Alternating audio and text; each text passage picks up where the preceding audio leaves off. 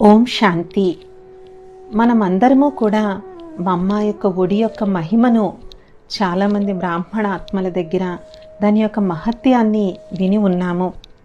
అలాంటి ఒక అద్భుతమైన అనుభవాన్ని బొంబాయి నుండి బ్రహ్మకుమారి ఉషా బెహన్ గారు ఈ విధంగా తెలియచేస్తూ ఉన్నారు.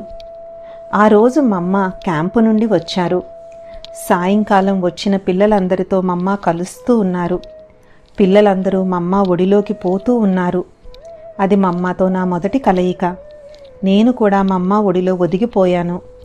మమ్మ ఒడిలోకి వెళ్ళినప్పుడు నేను ఒక చిన్న పిల్లగా అనుభవం చేసుకున్నాను. అంతేకాక తల్లి మమతల పాలనలో ఊగుతున్నట్లుగా అనుభవమైంది. నేను చాలా తేలికదనాన్ని, ఆనందాన్ని అనుభవం చేస్తూ ఉండిపోయాను. వారి ఒడి ఎంతో బాగుంది.